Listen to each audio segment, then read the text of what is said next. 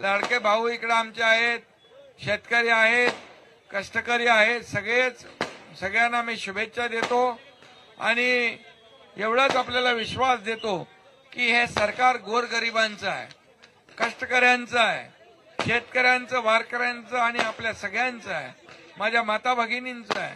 आणि म्हणूनच आपले जे जे काही विषय असतील जालना शहरातले हे सर्व विषय इथं अर्जुनराव आहेत, इथं हिकमत उडान आहेत आणि आपल्याला माहित आहे उडान कसं जोरात घेत असतात आणि म्हणून नावामध्ये पण हिम्मत आहे, हिकमत आहे ना.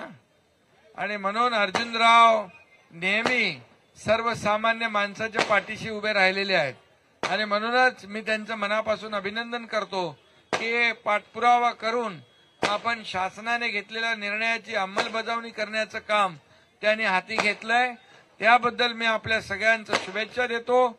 आणि आता हे 42 झोपडपट्ट्यांमध्ये राहणारे किती लोक असतील? 2.5 लाख लोक यांना आपल्या हक्काची प्रॉपर्टी, पीआर कार्ड, हक्काचं घर या ठिकाणी मालकी तत्वावर या ठिकाणी मिळणार आहे. हा तुमच्या दृष्टीने आनंदाचा दिवस आहे, आनंदाचा दिवस आणि आनंदाचा क्षण आहे. म्हणून सर्वसामान्य माणसाचं सरकार आपलं आहे, गोरगरिबांचं आहे आणि म्हणून हे सरकार जे आहे गोरगरिबांसाठी निर्णय घेणार आहे. आणि म्हणून अर्जुनरावांनी तुमच्यासाठी केलेला प्रयत्न यासाठी मी अर्जुनरावांचं मनापासून अभिनंदन करतो, मनापासून त्यांना शुभेच्छा देतो आणि तुम्हाला सगळ्यांना शुभेच्छा देतो यासाठी की अर्जुनरावासारखा आमदार तुम्ही निवडून दिलात.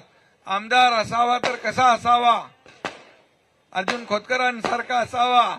आणि लोकप्रतिनिधी कसा असावा? तर अर्जुन खोतकरांसारखा असावा, आमच्या हिकमत उडानसारखा असावा, जे सर्वसामान्य लोकांसाठी आपलं जीवन समर्पित करतात. या सर्वांना मी मनापासून शुभेच्छा देतो. धन्यवाद. जय हिंद, जय महाराष्ट्र.